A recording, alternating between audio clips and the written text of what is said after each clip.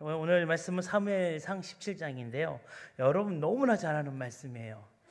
제가 너무나 잘 아는 말씀을 왜 골랐지? 17장 45절에서 50절까지인데요. 또 이 말씀이 우리에게 새롭게 주는 또 이야기가 있겠죠? 한번 우리 같이 45절부터 우리 52절까지입니다. 52절까지 우리 함께 읽기 원합니다. 시작. 다윗이 블레셋 사람에게 이르되 너는 칼과 창과 단창으로 내게 나아오거니와 나는 만군의 여호와의 이름 곧 내가 모욕하는 이스라엘 군대 하나님 내게 나아가노라.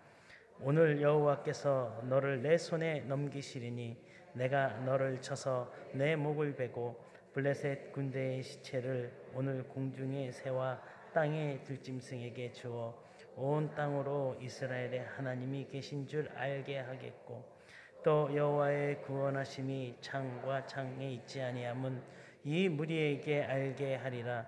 전쟁은 여호와께 속한 것인지 그가 우리 손에 넘기시리라.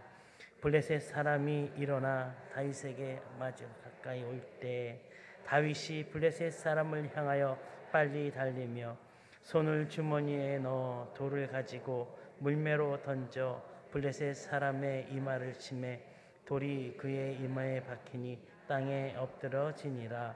다윗이 이같이 물매와 돌로 블레셋 사람을 이기고 그를 쳐 죽였으나 자기 손에는 칼이 없었더라. 다윗이 달려가서 블레셋 사람을 밟고 그의 칼을 그 칼잡이에서 빼내서 그 칼로 그를 죽이고 그의 머리를 베니 블레셋 사람들이 자기 용사의 죽음을 보고 도망하는지라. 이스라엘과 사람의 부상전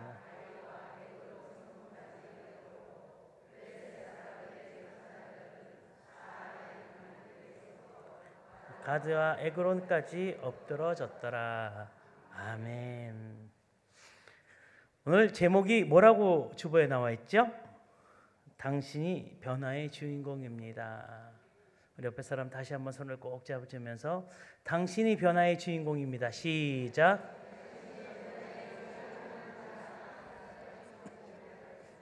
예. 당신이 변화의 주인공입니다. 오늘 여러분들이 주인공이에요. 우리가 가끔은 그런 생각을 합니다. 나 하나쯤이야 하는 생각을 할 때가 많습니다. 나 하나 하지 않아도 아무 표시가 나지 않으니까 나 하나쯤 무엇을 한다고 무슨 변화가 있을까? 라고 우리는 생각을 합니다. 하지만 복음의 역사에서 한 사람의 영향력이 얼마나 중요한가를 이해하고 있는 구절이요 너무나 많습니다. 성경에 나오는 주인공들 보면 여러 사람이 아니에요. 한 사람. 여러분 다니엘서 2장을 보면 느부갓네살이 고민을 합니다. 나라를 걱정하고 고민을 해요. 그런데 하나님께서 느부갓네살에게 꿈을 보여주시는 거예요.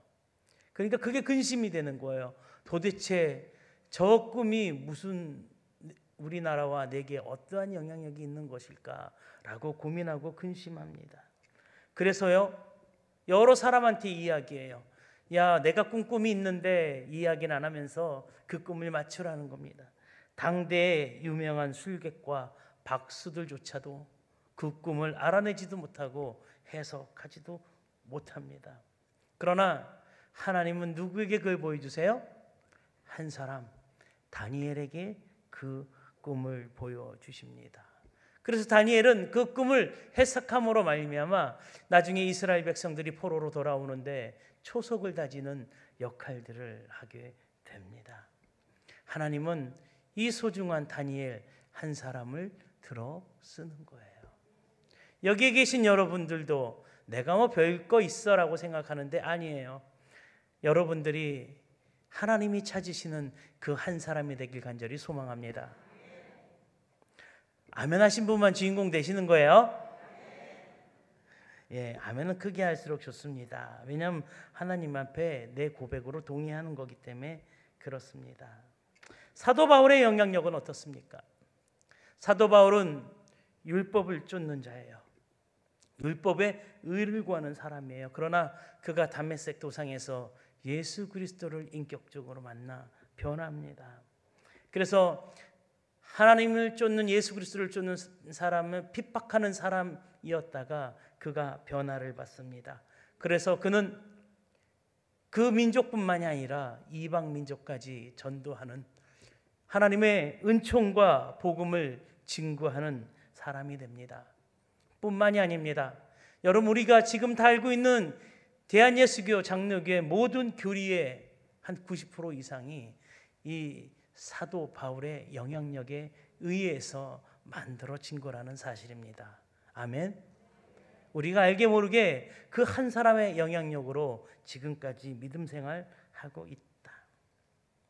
여러분, 10월 달 되면은 종교개혁 500주년이 됩니다. 이제 딱 500년이 되는 거예요. 누가 시작했죠? 마틴 루터라는 한 인물로 시작합니다.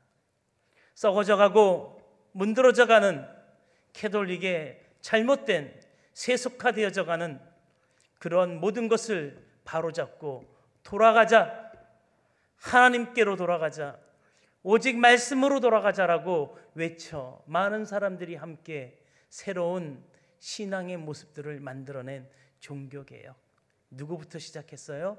단 한 사람으로부터 시작됐습니다. 아브라함 한 사람 때문에 뭇 민족들이 복을 받게 되는 복의 근원이 한 사람이었다는 사실이죠. 모세는 어떻습니까? 모세는 포로된 430년 동안 포로된 이스라엘 백성을 이끌고 나온 그 한 사람이었다는 거죠. 이뿐만 아니라 성경에는 수많은 그 한 사람이 나온다라는 거죠. 하나님은 그 한 사람을 들어 하나님의 역사를 만들어 나아가신다. 여기서 우리가 중요하게 생각해야 될 것은 이러한 영향력 있는 사람들에게 공통된 특징이 한 가지 있다라는 것입니다. 저 여러분, 오늘 여기에 집중하셔야 되는 거예요. 그것은 바로 하나님과 참된 친밀감들을 가지고 있다라는 겁니다. 그 영향력 있는 성경에 나온 한 사람 한 사람들이 누구와 친밀감이 있다고요? 하나님과 밀접한 관계를 가지고 있다. 제가 야고보서 4장 8절 상반절만 읽어드릴게요. 잘 들으시기 바랍니다. 하나님을 가까이 하라. 그리하면 너희를 가까이 하시리라. 하나님을 가까이 한 사람을 하나님께서는 찾으시고 하나님께서는 그 사람을 들어 사용하신다라는 겁니다. 제가 말씀드렸던 이 위대한 사람들, 하나님의 역사를 이루어갔던 이 한 사람 한 사람이 다 하나님과 친밀한 관계, 아주 밀접한 관계가 있다. 친밀한 사이와 그러지 못한 사이가 있죠. 확실하게 구별할 수 있는 방법이 있은가요? 제가 오늘 제가 알고 있는 방법대로 이야기하자면 친밀한 사이는 감정을 공유한다라는 것입니다. 여러분, 감정을 공유하는 사이는요, 친밀한 사이예요. 그렇죠? 친하지 않은데 여러분들 속내를 보여주나요? 안 보여주잖아요. 마찬가지입니다. 친밀한 사이는 감정을 공유한다. 이 말을 좀 더 발전시키면 친밀하다는 것은 사랑한다라는 표현과 같다라는 것입니다.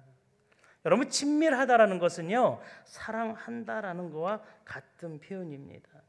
즉, 하나님의 쓰신 한 사람 한 사람들은요, 하나님과 친밀한 사이, 다시 말해서 하나님을 사랑하고 하나님과 함께 하려고 노력했던 사람들이다. 그래서 친밀하다는 표현은 사랑의 또 다른 표현이다라는 것입니다. 제가 한 얘기는 아니고요. 20세기의 영적 스승인 가운데 한 사람으로 일컬어지는 헨리 나우엔의 책이 있어요. 그것도 첫 번에 쓴 책의 이름이 인티머시라는 단어예요. 참된 친밀감. 이 책을 쓰면서 그는 이렇게 고백합니다. 사랑은 약함을 고백하는 것이고 거기에서 우리는 새로운 차원으로 들어서는 신비를 경험하게 된다. 여러분, 사랑은 약함을 고백하는 거예요. 거기서 우리는 새로운 차원으로 또 들어가는 새로운 관계를 형성한다. 근데 말씀드렸죠? 약함을 고백할 수 있는 사이는 어떤 사이예요? 친밀한 사이일 때 약함을 고백하는 겁니다. 여러분, 친밀한 관계 있을 때 자기의 안 좋은 것, 밝히기 싫은 것들 이야기해요, 안 해요? 해요. 그게 헨리 나우에는 사랑이라고 표현을 하고 있습니다. 이 말의 의미는 제가 앞서 말씀드린 것 같이 친밀하면 자신의 마음속에 있는 것들을 공유한다는 것, 특히 나약하고 감추고 싶은 것들을 나눈다는 의미입니다. 무엇 때문에 마음을 공유할 수가 있는 거죠? 정답은 간단하잖아요. 방금 헨리 나우엔이 정의했잖아요. 무엇 때문에? 사랑 때문에. 사랑은 신뢰고 신뢰는 믿음입니다. 따라서 믿음을 가진 사람들의 기본적인 베이스는 사랑해야 된다. 우리가 하나님을 믿고 하나님을 따른다, 하나님을 신뢰한다라는 대전제가 무엇이 깔려져 있어야 돼요? 사랑이라는 단어가 깔려져 있어야 된다라는 것입니다. 사랑해서 믿으니까 속에 있는 감정을 공유하게 되는 것입니다. 그래서 헨리 나우에는 이 책에서 사랑의 깊이를 친밀감으로 표현하고 있는 것입니다. 여러분 공감하십니까? 저는 헨리 나우엔의 이 표현을 너무나 강하게 공감합니다. 그렇구나. 참된 친밀감은 사랑의 강력한 표현이구나. 여러분, 하나님과 가까이 하십시오. 아까 야고보서 4장 8절에서처럼 하나님을 가까이 하십시오. 그러면 하나님이 여러분들을 가까이 하십니다. 다시 표현하면 하나님을 사랑하십시오. 그러면 하나님도 여러분들을 더욱더 사랑해 주실 것이라는 표현입니다. 아멘. 이게 야고보서 4장 8절의 이야기인 거예요. 하나님을 사랑한다면 내가 하나님과 친하고 사랑하기 때문에 하나님을 욕먹이지 말아야 되는 것입니다. 아멘. 여러분, 하나님을 사랑한다고 아멘 했는데 오늘 여러분들의 삶을 한번 뒤돌아보십시오. 혹시 내 삶 가운데 하나님을 욕되게 했던 적이 있나? 이기적인 모습에, 또 그리스도인의 예수 그리스도를 닮지 않은 모습의 발언과 행실과 표정이 내 안에 있지 않았나? 여러분, 하나님을 사랑한다라는 것은 하나님과 가깝고 친밀한 관계가 되어져야 한다는 것은 하나님을 욕되이 하지 아니하고 하나님을 어떻게 하는 자예요? 하나님을 영화롭게 하는 자, 하나님께 영광 돌리는 자라는 것입니다. 여러분, 하나님을 사랑하기 때문에 하나님을 모욕하고 하나님을 무시하는 사람에게 아니라고 당당하게 말할 수 있어야 하는 것입니다. 왜요? 하나님을 사랑하기 때문에. 누가 탁 건들면 예수 그리스도가 나와야 되는 거예요. 누가 탁 건들면 하나님 사랑합니다 라는 표현이 나와야 되는 것입니다. 이러한 믿음의 깊이 하나님을 가까이 하는 자가 되길 간절히 소망합니다. 오늘 우리가 읽은 본문에 그러한 인물이 등장하잖아요. 그가 누구예요? 다윗이에요. 다윗은 하나님을 사랑했어요. 하나님을 너무나 사랑했어요. 그래서 그가 밤에 목동에 일을 하면서 양을 지킬 때도 그는 시를 읊었으며 찬양을 했으며 하나님이 내 아버지라고 고백을 했던 사람이에요. 와, 남경 목사는 너무나 잘 알아. 다윗과 할아버지 달아놓고. 아니요.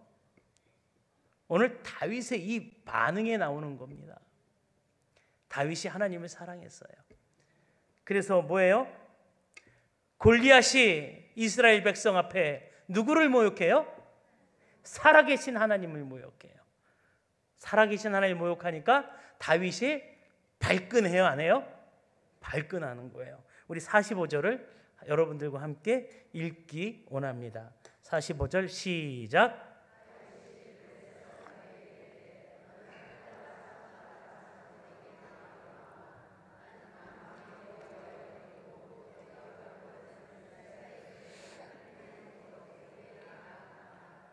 아멘.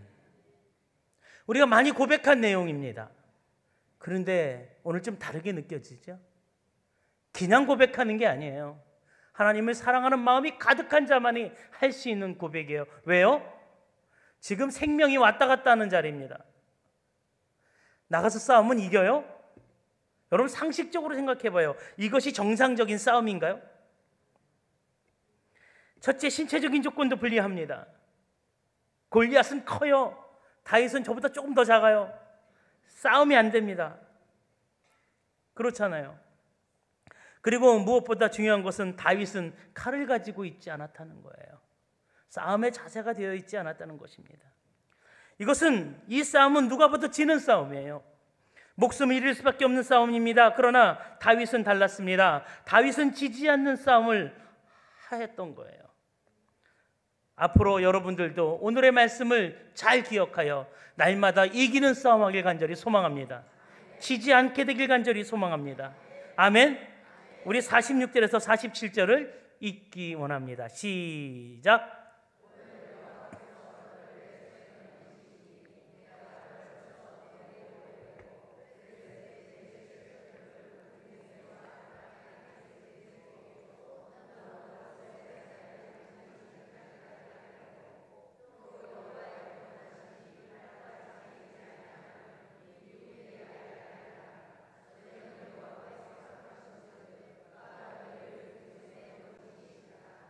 아멘.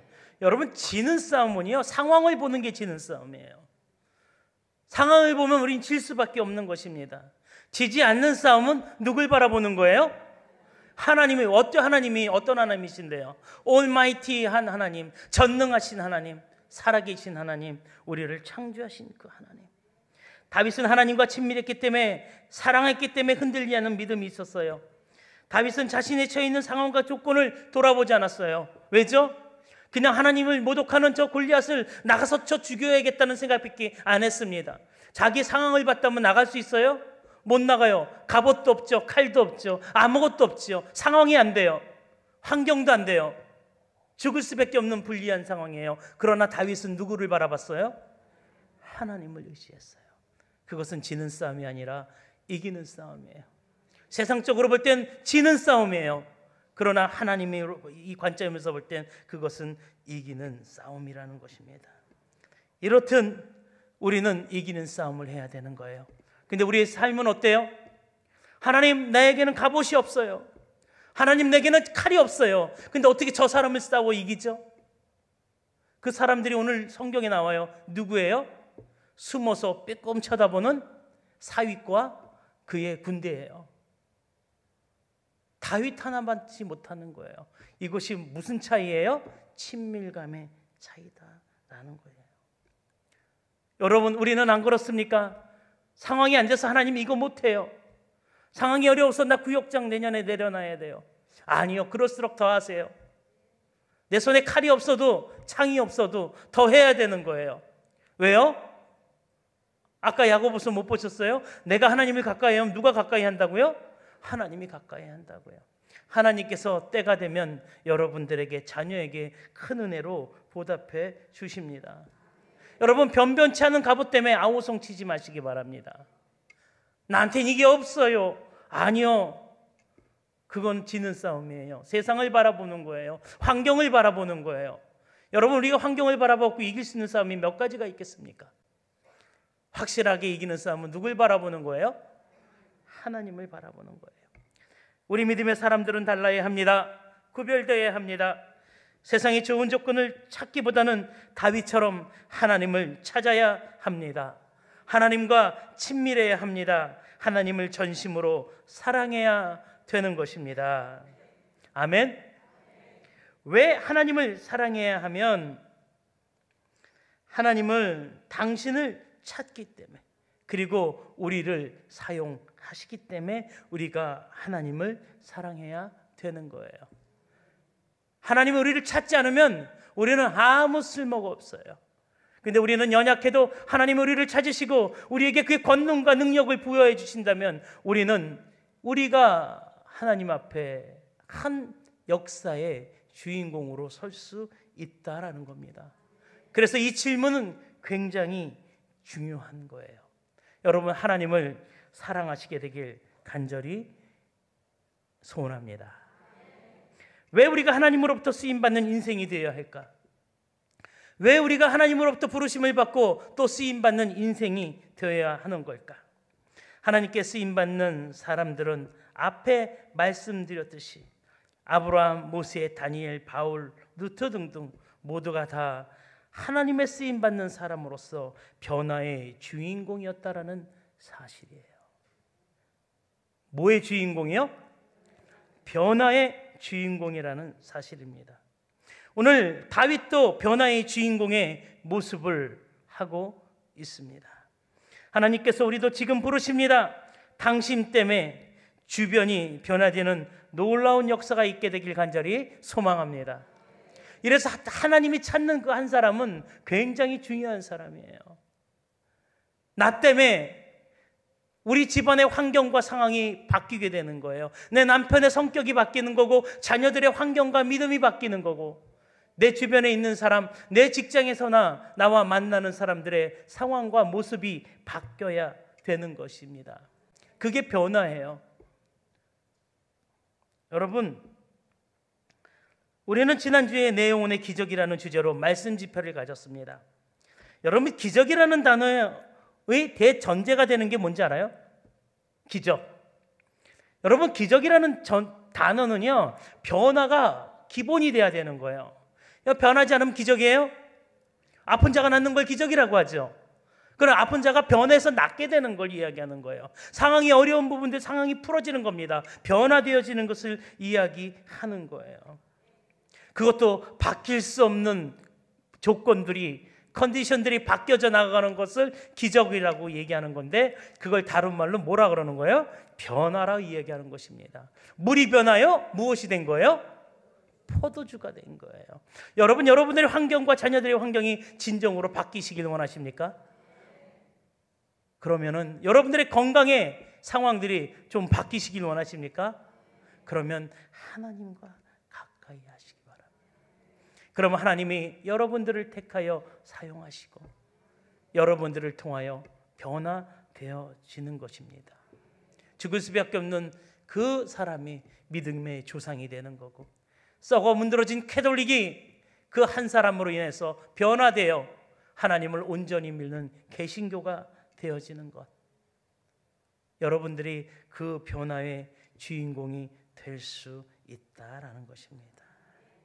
그리고 오늘 보면 하나님께서 저와 여러분의 삶의 그리고 신앙의 기적의 주인공으로 부르고 계시다는 것입니다.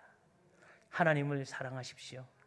다윗처럼 하나님을 모욕하는 것을 참지 말고 나아가시길 간절히 소망합니다. 그 표현이 하나님께서 다윗을 변화시키는 거예요. 본문으로 돌아가 보면 골리앗이 큰 소리치고 하나님을 모욕하는데 모든 이스라엘 사람들은 골리앗을 보고 심히 두려워 그 앞에서 도망합니다. 그런데 하나님을 사랑하는 한 사람 다윗으로 인해 그 두려움과 공포로 가득했던 이스라엘 백성의 문제의 원인이 해결되는 것을 보게 됩니다. 이처럼 하나님이 찾는 한 사람, 하나님과 친밀한 그 한 사람으로 인해 상황과 환경이 변화되어지는 은혜가 이스라엘에게 나타나기 시작합니다. 다윗은 이스라엘의 문제의 근원인 골리앗을 순수한 믿음으로 물리칩니다. 기적이 일어난 것입니다. 생각해 보십시오. 칼과 창으로 싸웠다면 다윗이 이겼을까요? 여러분, 칼은 들고 부딪히는 거예요. 내 능력이 들어가요. 내가 얼마나 칼을 잘 다루느냐에 따라서 상대방을 죽일 수가 있어요. 근데 다윗은 칼이 없어요. 근데 난 이 일을 말씀을 읽다 보면 기가 막히구나라는 생각을 가졌어요. 찰과 강으로 싸웠으면 다윗은 절대 못 이겨요. 근데 다윗이 갖고 있었던 게 뭐예요? 물맷돌이에요. 여러분, 여기에 이 물맷돌에 하나님의 은혜가 숨겨져 있는 거예요. 물맷돌에. 자, 다윗이 물맷돌을 잘 던진다고 성경에 나와 있어요. 그 양을 물고 가는 것에 물맷돌을 탁 맞췄다고 나와 있어요. 그럴 수는 있어요. 여러분, 물맷돌을 던져서 아무 데나 맞힐 수는 있어요. 잘하는 사람. 여러분, 우리 대한민국 양궁이 세계 1등이에요? 아니에요? 1등이에요. 1등인데 그 양궁 선수가 허구한 날 10점 만점 쏩니까? 8점도 쏘고 7점도 쏩니다. 그러나 뭐예요? 최고예요. 다윗은요, 5개 돌 중에, 물맷돌 중에 하나를 사용합니다. 물론 잘할 수가 있어요. 그러나 그 물맷돌 하나를 던졌을 때 그게 어디에 꽂혀요? 예, 정수리에 꽂힌답니다. 이마에, 관자놀이에 딱 꽂히는 겁니다. 가능해요? 물론 맞힐 수 있겠죠. 그러나 한 번에 맞췄다는 것은, 성경에 다윗이 던져서 맞췄는데 처음에 맞는 것은 머리에 맞고, 두 번째 돌은 가슴에 맞고, 세 번째 돌이 여기 이마에 맞췄더라 라고 나와 있으면은 그거는 다윗의 실력이에요. 그런데 다윗이 돌을 던졌는데 첫 돌이 골리앗을 죽입니다. 이건 하나님의 은혜의 방법이에요. 던지는 거는 다윗은 던졌지만 날아가서 맞히는 건 누구의 손이 적용된 거예요? 하나님의 손이 적용된 겁니다. 저는 그렇게 확신해요. 아, 그렇구나.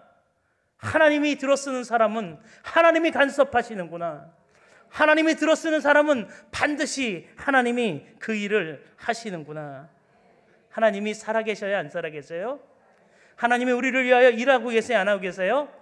일하고 계시다는 것을 이야기하는 것입니다.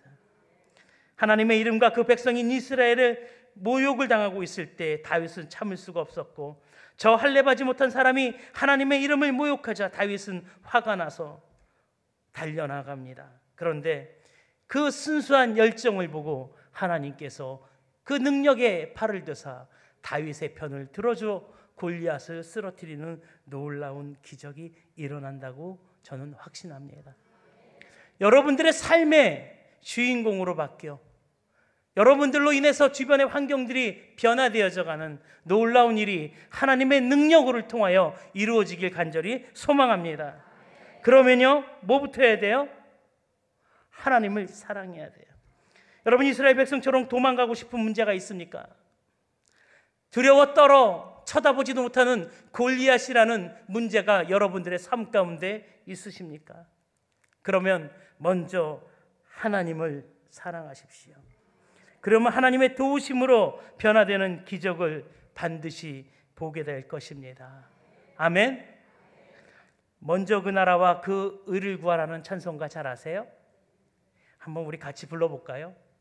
예. 이 찬양을 부르시면서 오늘의 말씀을 정리하기 원합니다.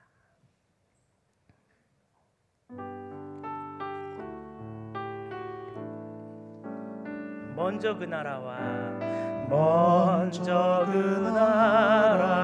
의를 구하라. 그 나라와 그 의를 그리하면 이 모든 것을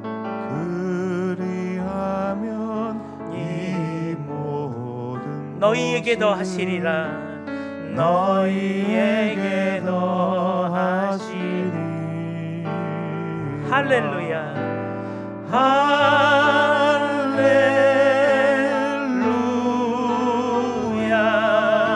할렐루야.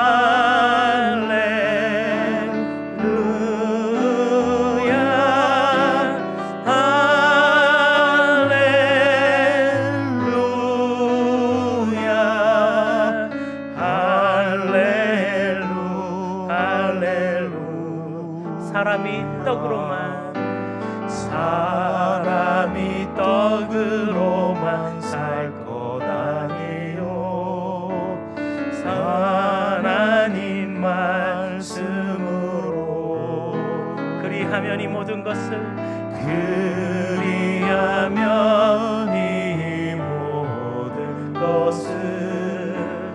너희에게도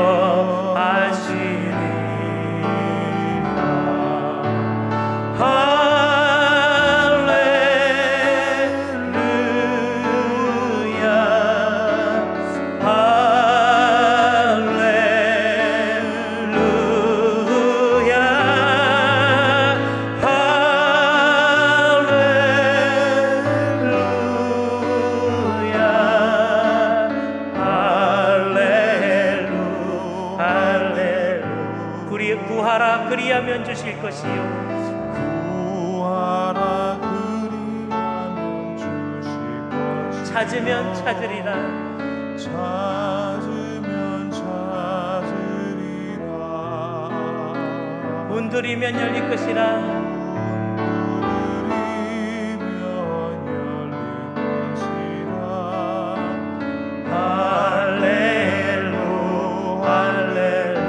전심으로 할렐루야.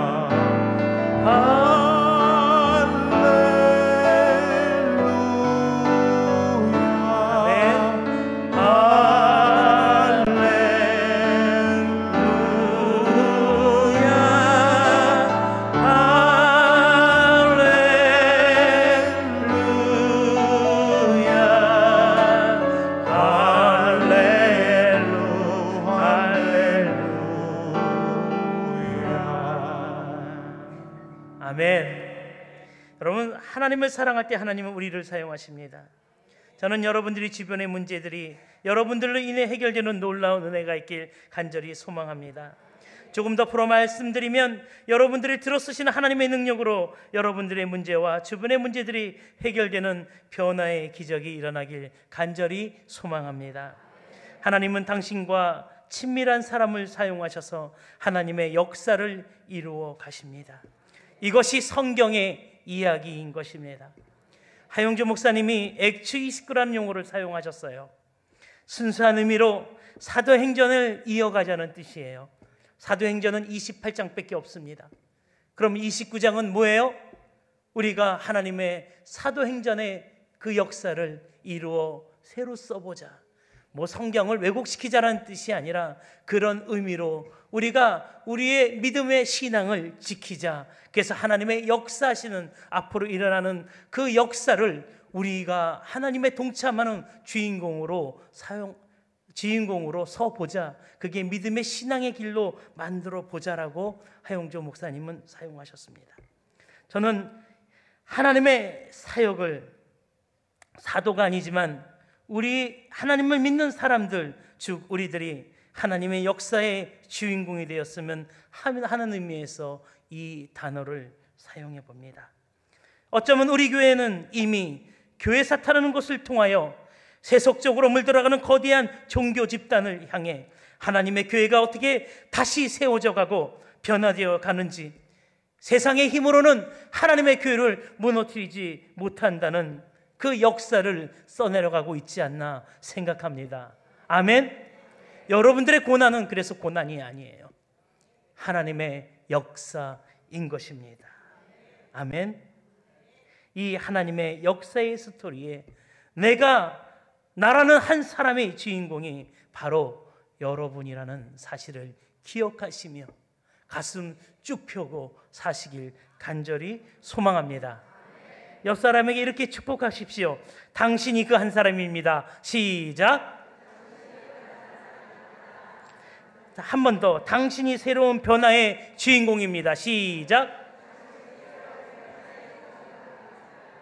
아멘.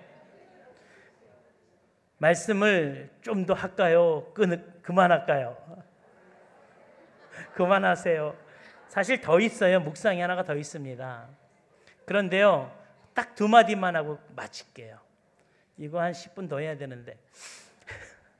다른 게 아니라요, 당신이 주인공입니다 할 때 이렇게 얘기해요. 아유, 내가 다 늙었는데, 내가 힘이 없는데. 아니요, 지금 내 상황이 여의치 못해 교회에 큰 힘이 되지 못하는데. 아니요, 오늘 성경에 보면 이스라엘 백성은 숨어 있었어요. 오늘 성경에 보면 이스라엘 백성들은 두려워 떨고 있었어요. 그러던 이스라엘 백성들이 다윗에 의해서 그 문제가 해결되고 나니까 어디까지 쫓아가서 대적들을 죽입니까? 에글론과 가드까지 쫓아가서 그들을 죽입니다. 여러분, 이 말씀 속에 무엇이 어떤 것을 묵상해야 되냐면, 여러분, 우리 안에 그 찌질이 같은 이스라엘 백성 안에도 잠재력이 있었다라는 거예요. 어떤 잠재력이요? 승리할 수 있는 잠재력. 저와 여러분들 가운데 그런 잠재력이 있어요, 없어요? 있어요. 하나님이 그 잠재력으로 여러분들을 일으켜 세우실 것입니다. 할 수 있어요, 없어요?